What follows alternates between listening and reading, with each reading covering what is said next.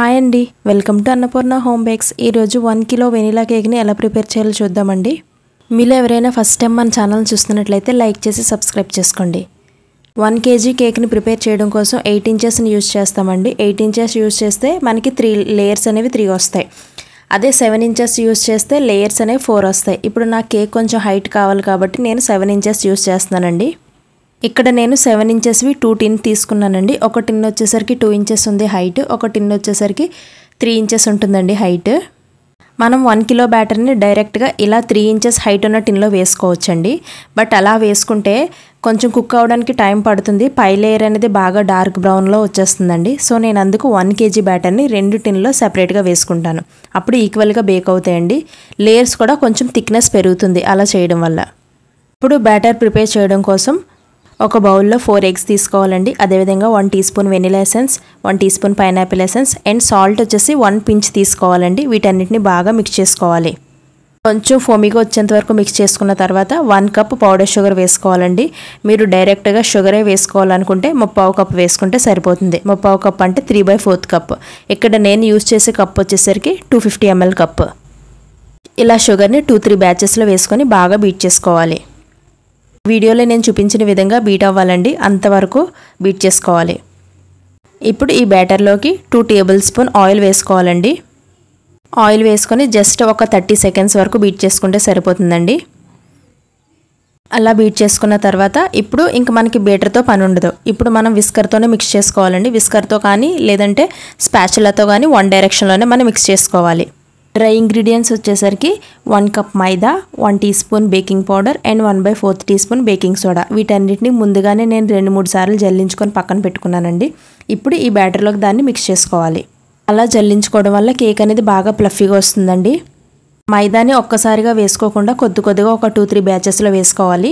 అదేవిధంగా మిల్క్ వచ్చేసరికి ఇక్కడ నేను 2-3 టేబుల్ స్పూన్, నాకు ఇక్కడ 3 టేబుల్ స్పూన్ మిల్క్ పడిందండి.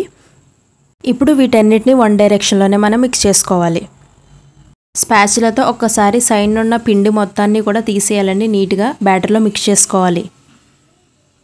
బ్యాటర్ని స్లోగా కలపాలండి, అంటే ఫాస్ట్గా కలపకూడదు. ఫాస్ట్ కలిపితే కేక్ అనేది మనకి సింక్ అవుతుంది. అదేవిధంగా ఓవర్గా కూడా మనం మిక్స్ చేయకూడదు. ఇప్పుడు విస్కర్ తీసేసి స్పాచులాతో కట్ అండ్ ఫోల్డ్ మెథడ్లోనే మిక్స్ చేసుకోవాలి. ఇలా బాగా కలుపుకున్న ఈ బ్యాటర్ని ముందుగా మనం ఆయిల్తో గ్రీస్ చేసి పెట్టుకున్న 2 7 ఇంచ్ టిన్లు ఉన్నాయి కదండి, వాటిలో ఈక్వల్గా డివైడ్ చేసుకొని వేసుకోవాలి. ఈ బ్యాటర్ని టిన్స్లో వేసుకున్న తర్వాత ఒక 4-5 టైమ్స్ ట్యాప్ చేసుకొని ప్రీహీటెడ్ ఓవెన్లో 180 degrees దగ్గర 20 minutes బేక్ చేసుకుంటే సరిపోతుందండి. అదే మీరు గ్యాస్ పైన బేక్ చేద్దాం అనుకున్నా సరే లో ఫ్లేమ్లో ఆల్రెడీ ముందుగా 10 minutes ప్రీహీట్ చేసి పెట్టుకొని 20 minutes బేక్ చేసుకుంటే సరిపోతుంది. 20 minutes తర్వాత బేక్ అయిన ఈ కేక్స్ని కంప్లీట్గా చల్లారనివ్వాలండి. ఆల్రెడీ మన ఛానల్లో వెనిలా కేక్ని ఎలా ప్రిపేర్ చేయాలో ఉందండి. మీకు కావాలంటే డిస్క్రిప్షన్లో లింక్ ఇస్తాను, ఒకసారి చెక్ చేయండి.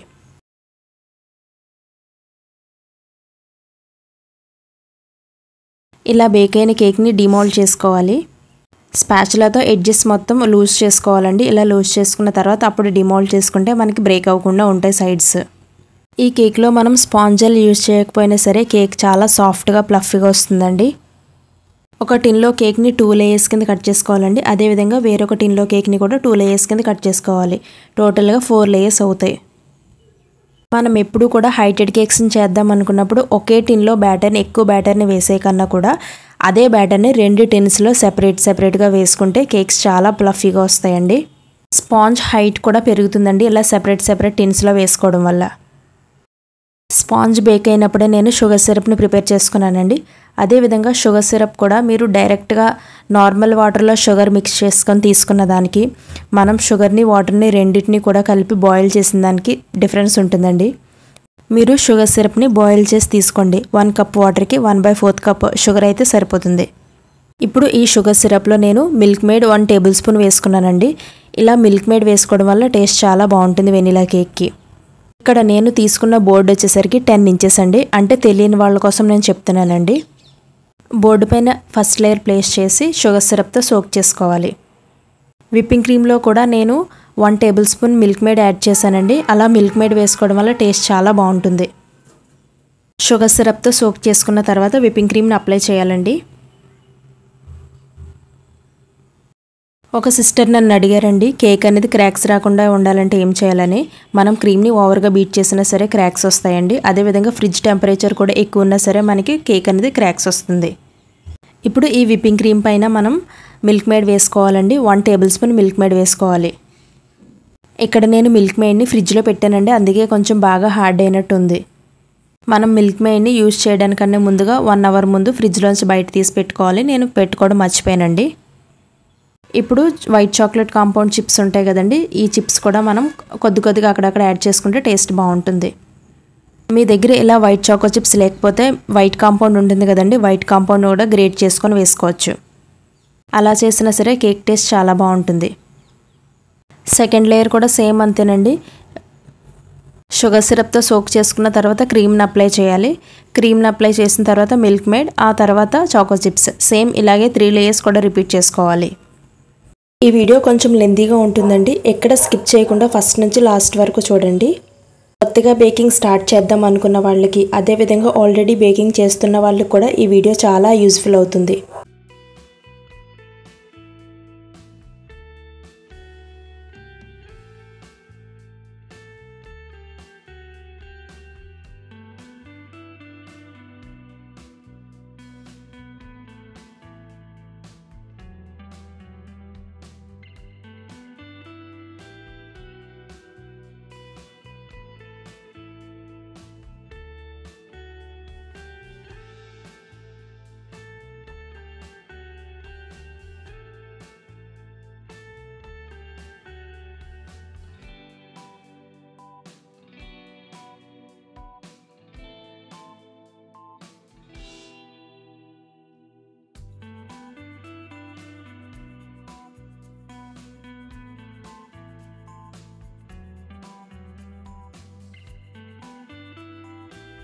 త్రీ లేయర్స్ కూడా అలా కంప్లీట్ అయిన తర్వాత ఇప్పుడు 4th లేయర్ పెట్టుకోవాలండి, ఫైనల్ లేయర్. దానికి కూడా షుగర్ సిరప్తో సోక్ చేసుకొని ఐసింగ్ చేసుకోవాలి.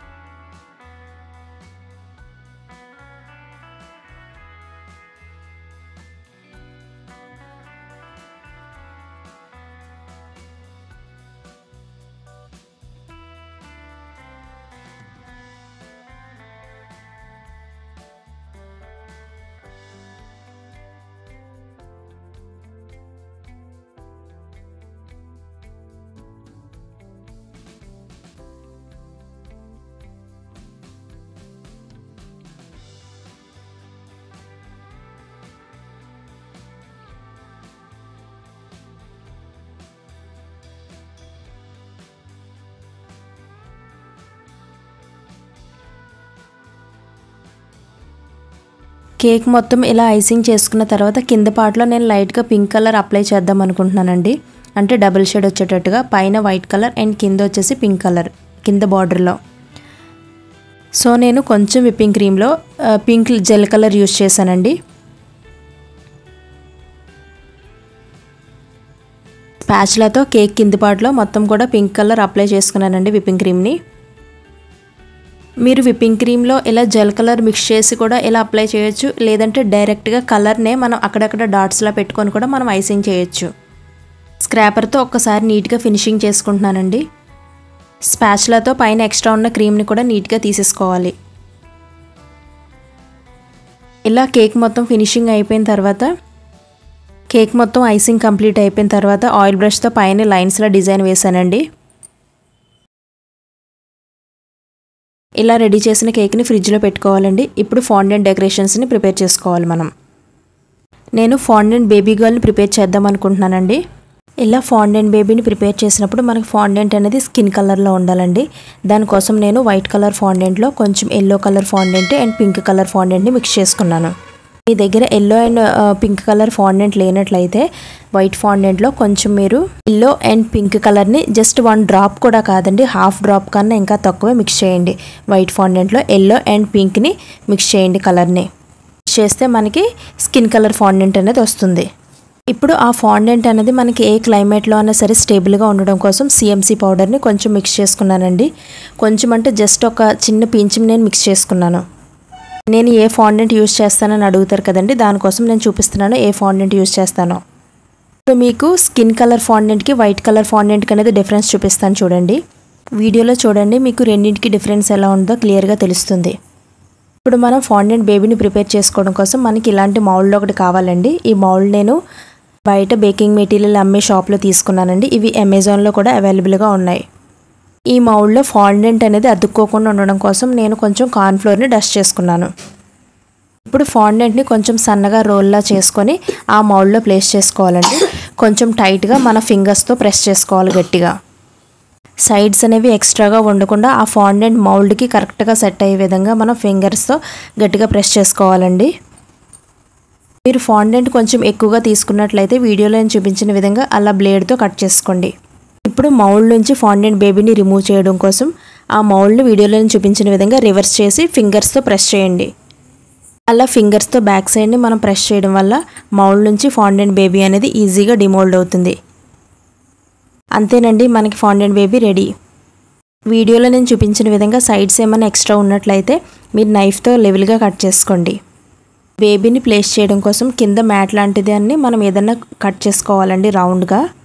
దానికోసం ఈ ఫాండెంట్ బేబీని మిడిల్లో ఉంచి కుకీ కటర్ని తీసుకోవాలి. కుకీ కటర్ని తీసుకుంటే మనకి సైజ్ అనేది కరెక్ట్గా తెలుస్తుంది. వీడియోలో ఒకసారి చూడండి, మీకు అర్థమవుతుంది.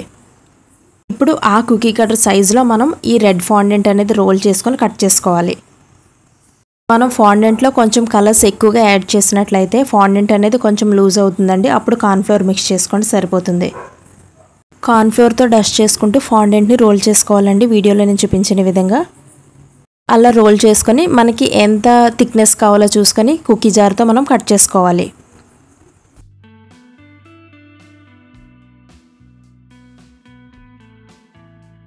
చూడండి, కరెక్ట్గా వచ్చింది కదా. ఇప్పుడు మళ్ళీ రెడ్ ఫాండెంట్ని తీసుకొని సన్నగా రోల్ చేసుకోవాలండి. ఇది ఎందుకు అంటే హెడ్ పైన మనం హెయిర్ బ్యాండ్లా పెట్టడం కోసం ఇలా సన్నగా రోల్ చేసుకొని ఈ డిజైన్ వేస్తున్నాను నేను.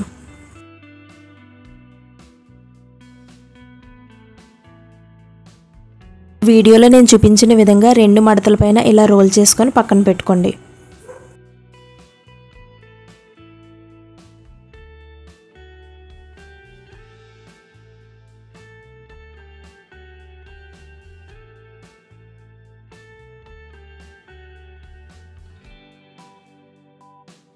ఇప్పుడు బేబీకి డ్రెస్ కోసం నేను వీడియోలో చూపించిన విధంగా మెజర్ చేసుకొని కట్ చేసుకుంటున్నాను.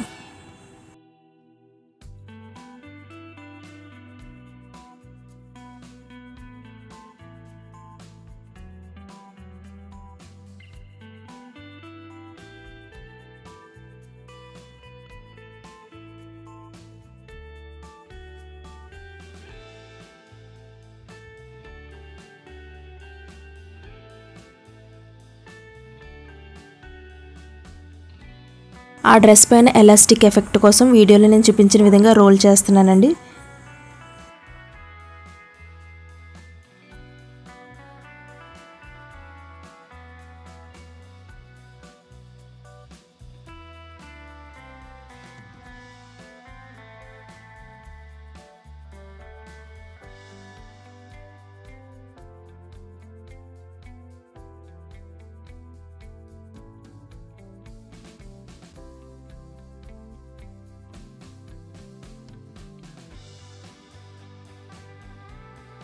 ఇప్పుడు హెయిర్కి కలర్ వేయడం కోసం నేను 1 డ్రాప్ బ్రౌన్ కలర్ తీసుకొని అందులో 1 డ్రాప్ వాటర్ వేసుకున్నానండి. ఆ రెండింటిని బ్రష్తో మిక్స్ చేసుకొని హెయిర్కి వీడియోలో నేను చూపించిన విధంగా వేస్తున్నానండి. హెయిర్కి బ్లాక్ కలర్ వేస్తే బాగుంటుంది అనుకుంటారండి, బట్ బ్లాక్ కలర్ కన్నా కూడా బ్రౌన్ కలర్ వేస్తే లుక్ చాలా బాగుంటుంది. చూడండి ఫాండెంట్ బేబీ ఎంత క్యూట్గా ఉందో.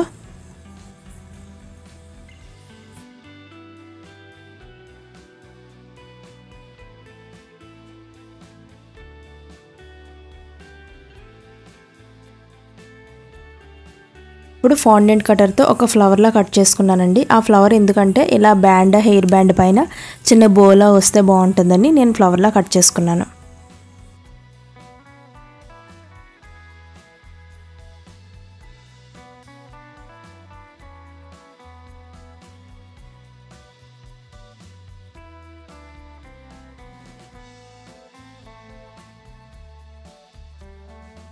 ఇప్పుడు చూడండి ఆ బ్యాండ్ని పెడతాను ఎంత బాగుంటుందో బేబీ.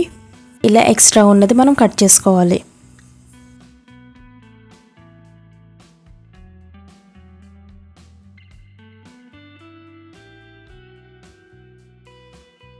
ఆ హెయిర్ బ్యాండ్ పైన మనం ఈ ఫ్లవర్ని స్టిక్ చేసుకోవాలండి.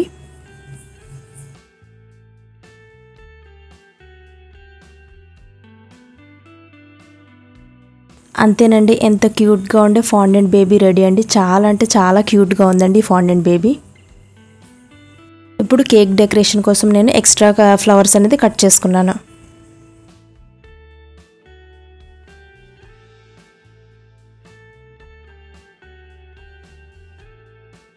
ఇది సెకండ్ బర్త్డే కేక్ అండి. సో 2 అనే నెంబర్ కూడా మనల్ని ప్లేస్ చేయమన్నారు.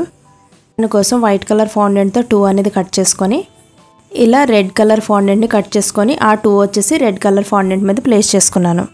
వీడియోలో చూడండి మీకు అర్థమవుతుంది.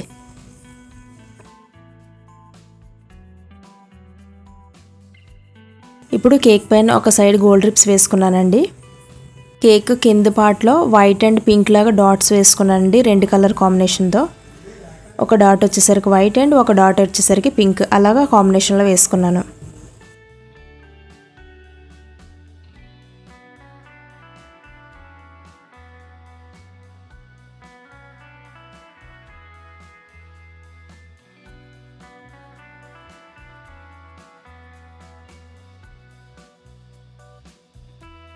నేమ్ చాక్లెట్ లెటర్స్తో ప్రిపేర్ చేశానండి నేను.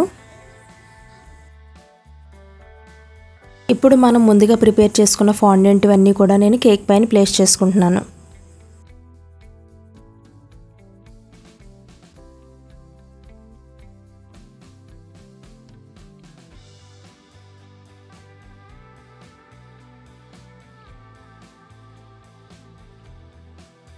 ఈ వీడియో మీకు యూస్ఫుల్ అవుతుంది అనుకుంటున్నానండి. ఈ వీడియో కనుక మీకు హెల్ప్ఫుల్ అవుతుంది అనుకుంటే లైక్ చేసి సబ్స్క్రైబ్ చేసుకోవడం మర్చిపోకండి.